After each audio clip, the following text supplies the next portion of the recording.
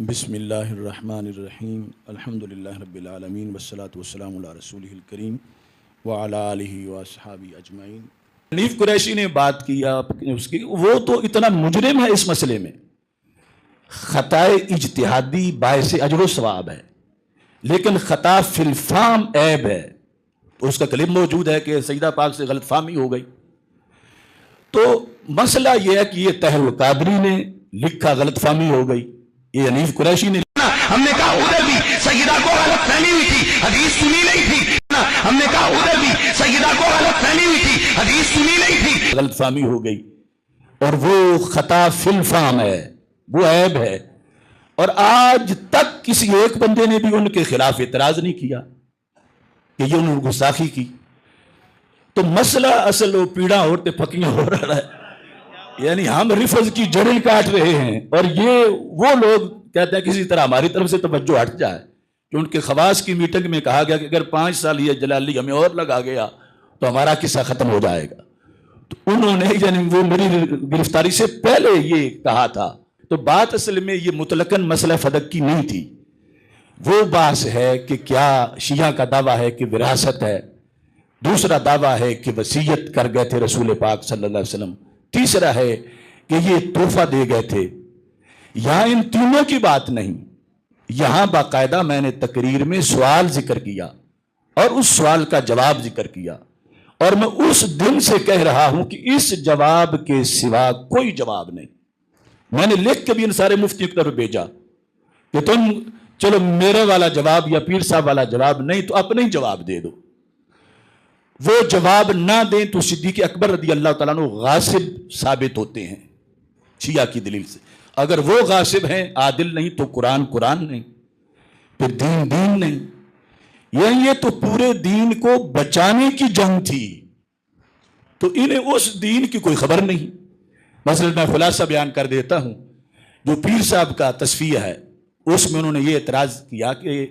پہلی تینوں باتیں چھوڑ کے یہ چوتھی دلیل،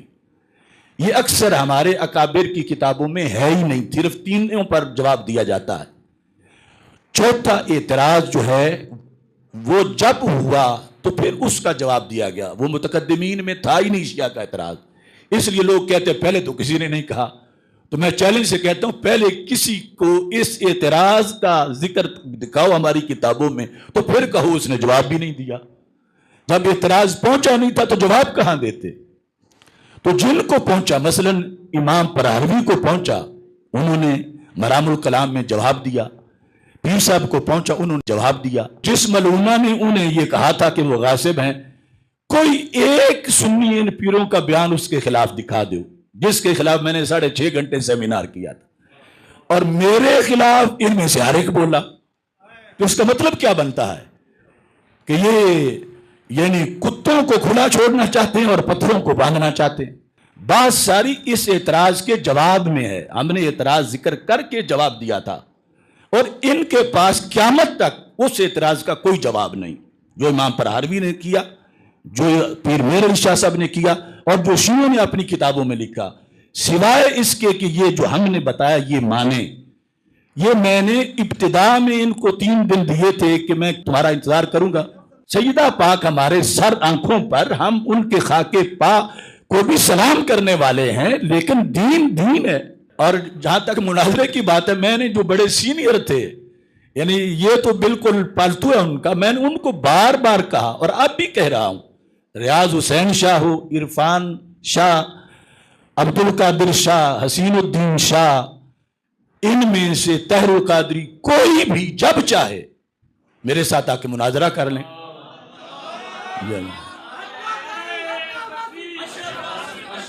تو شاہ صاحب کو بات کرنے دو۔ عوامی اعتبار سے حنیف قریشی کی جو بنائی ہے نا، تو ہمیں اور آپ کو پتہ ہے نا کہ وہ کتنے جوگا ہے۔ جی جی جی جی، لیکن میں کہتا ہوں اگر وہ آپ کے سامنے آ جائے تو آپ کی عظمت شان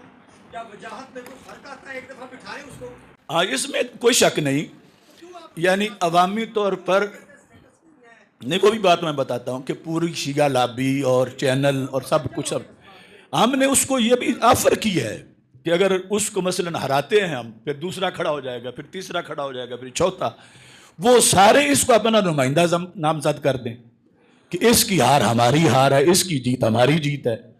تو پھر اس پر بھی بات ہو سکتی ہے۔ یعنی اس طرح ہر جو بل سے نکلے یا کماج سے وہ کہے میرے ساتھ مناظرہ کرو، تو آخر یعنی ناموس سیدہ کی بات ہے نا، تو وہ جو بڑے ہیں وہ خود نہیں بول سکتے، گونگے ہیں، تو اس کو لکھ کر لیٹر پہ دے دیں کہ ہمارا یہ نمائندہ ہے ہم سب کا، اس کے بعد ہماری طرف سے کوئی اعتراض نہیں کرے گا تو ہم اسی کے ساتھ مناظرہ کریں گے۔ حضور یہ بات اگر سوشل میڈیا پر کہہ دی جائے تو جب یہ کہہ دیا وہ ریکارڈ کر رہے ہیں تو اصل میں یہ یعنی یہ بات یہ ہے کہ اب ہے نا مثلا ان دنوں میں اے سی چل رہا ہے تو اتنی گرمی محسوس نہیں ہوتی، مزید جب جون تو یہی اے سی لوگ کہیں گے ٹھنڈ نہیں کر رہا، اب وہ بیچارہ تو پہلے کی طرح ہی کر رہا ہے،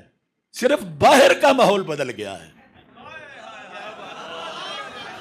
تو ہم تو کل بھی حق پر تھے، آج بھی حق پر ہیں، صرف باہر کا ماحول بدل گیا، یعنی ایران نے اتنا کچھ کھلا دیا ہے اور برطانیہ نے کہ اب ان پیروں کو کون سنبھالے، کون سمجھائے، یعنی جن کے ہر وقت یعنی ان کے لیے کتنے کتنے فنڈ منظور ہیں ہر گدی کے لیے، اس کا اندازہ آپ صوفی کونسل سے ہی لگا لیں کہ کیسا تصوف ہے کہ یہودیت کے ساتھ گٹھ جوڑ، اور یہ سارے پیش نکلے جو میرے خلاف تھے اس وقت، وہ یہودی کونسل میں سب کے نام آ گئے۔ تو یہ صورتحال ہے، یعنی جب بھی حکومتیں کسی فتنے کو پروان چڑھاتی ہیں تو اس کا مقابلہ پھر قربانی ہوتا